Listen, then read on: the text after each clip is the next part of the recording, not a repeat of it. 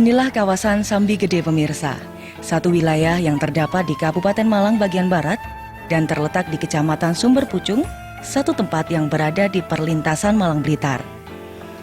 Dan kini, tahukah Anda pemirsa, apabila kawasan Sambi Gede sebagai salah satu sentra industri rengginang, bahkan menjadi yang terbesar di Malang. Menurut data yang saya dapat pemirsa, sekitar 78 rumah tangga warga di sini fokus dalam usaha rengginang tersebut.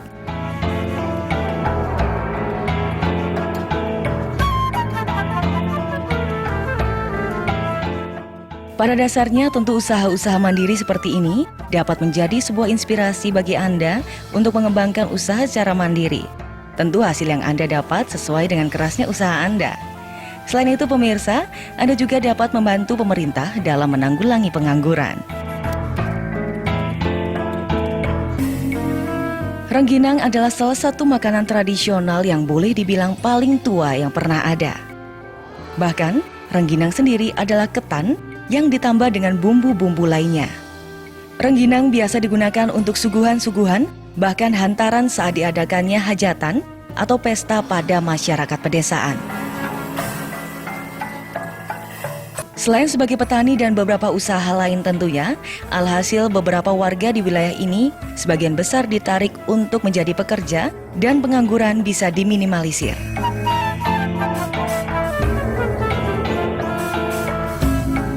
Memang pemirsa, pengelolaan rengginang di kawasan Sambi Gede masih tradisional dan boleh dibilang masih minim sentuhan modernisasi.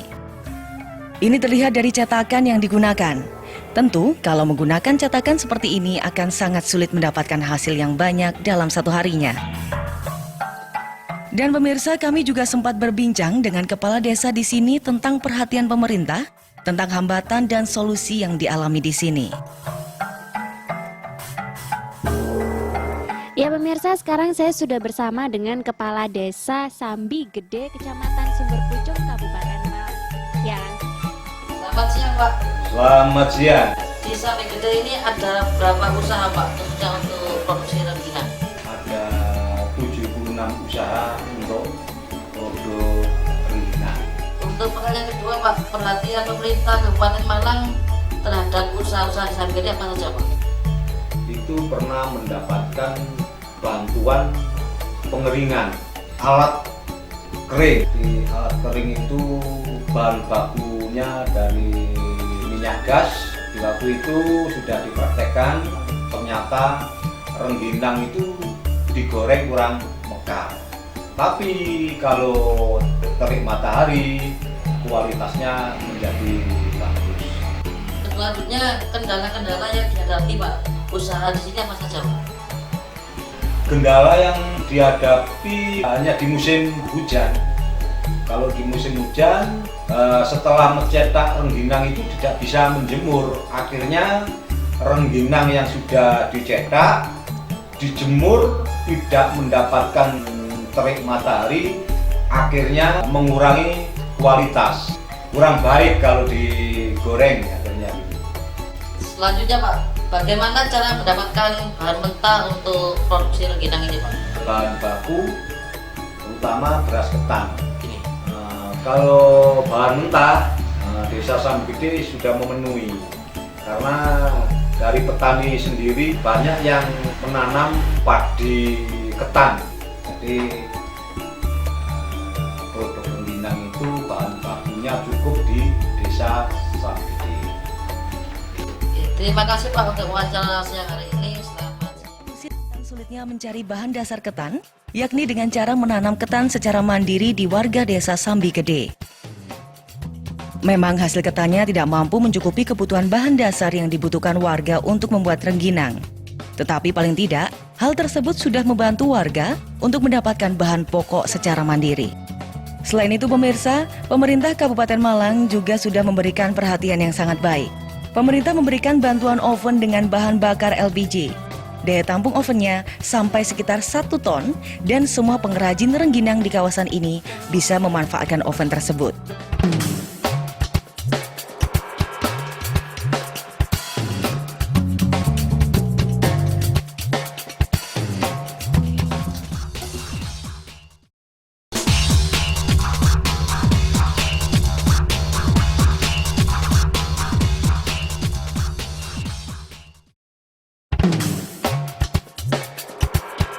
Pada kesempatan kali ini, saya juga berkesempatan untuk berkunjung di salah satu pengrajin rengginang di kawasan Sambi Gede.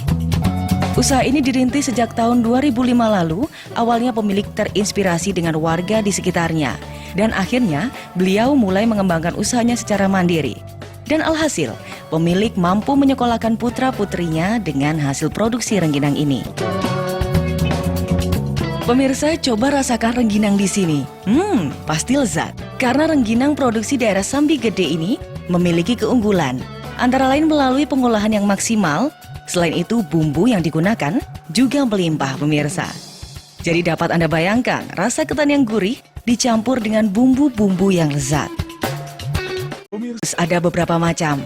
Antara lain rengginang dengan menggunakan bumbu terasi dan yang tidak ditambahkan bumbu terasi. Dan bahkan ada rengginang yang terbuat dari ketan hitam.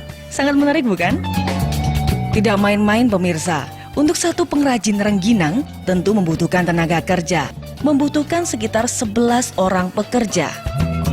Pemirsa, dapat Anda bayangkan kalau seperti ini benar-benar bisa menambah pendapatan daerah dan juga mengurangi angka pengangguran.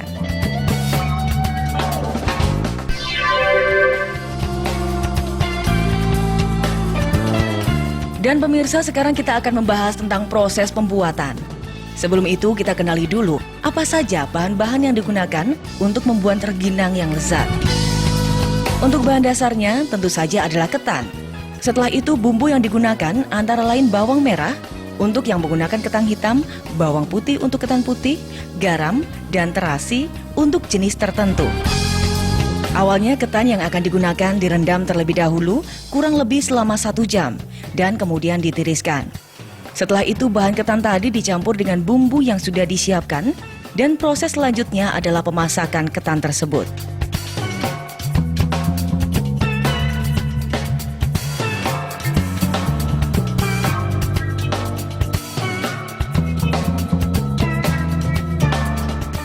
Setelah ketan matang pemirsa, sebelum ketan dingin, ketan dicetak untuk kemudian dijemur.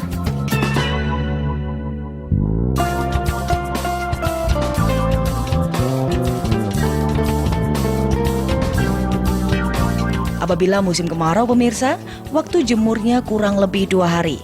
Tetapi apabila musim penghujan tiba, waktu jemurnya bisa lebih lama 2 hari atau sekitar 4 hari.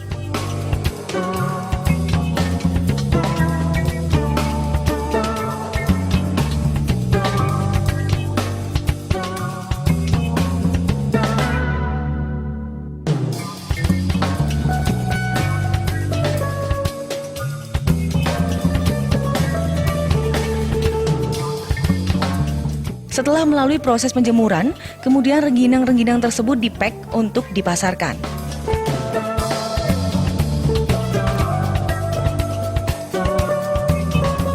Pemirsa, beberapa yang harus diperhatikan sebelum proses packing, antara lain adalah rengginang yang akan dipack harus benar-benar kering. Karena kalau tidak, rengginang akan berjamur.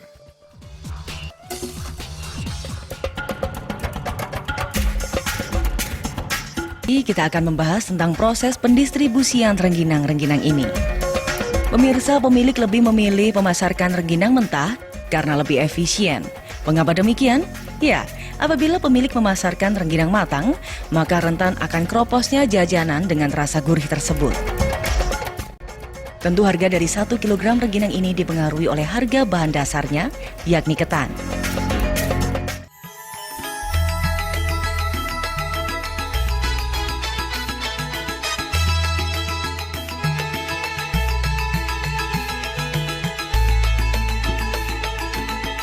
Pemasaran sih alhamdulillah kita punya beberapa pelanggan, yaitu kita ke Cinoyo, Blimbing, Pasuruan sama Batu. Bapak Haji Badri, kendala-kendala apa yang dihadapi usaha di sini, Pak? Satu itu yang dua kendala cuma matahari. Keduanya kalau selepan itu nggak ada berat, jadi cara nyarinya sampai ke hutan, sampai ke paling dekat ke Lingita dari bahan bakunya itu.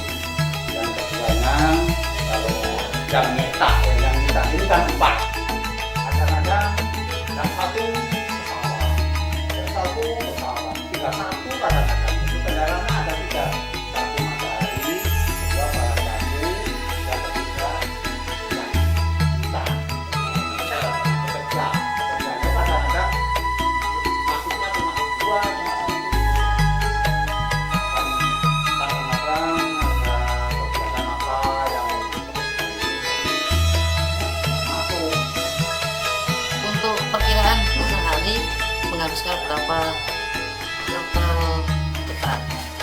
Tidak tentu Pak, kalau lihat cuaca dan lihat apa itu yang kerja gitu.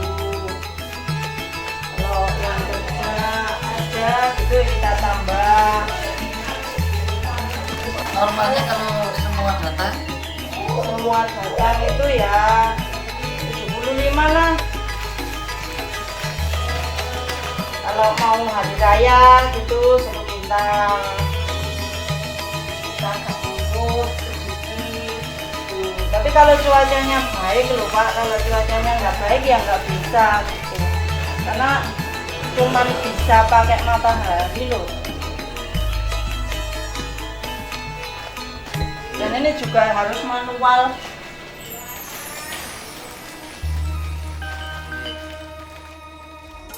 Pemirsa, proses packing rengginang ini masih sederhana.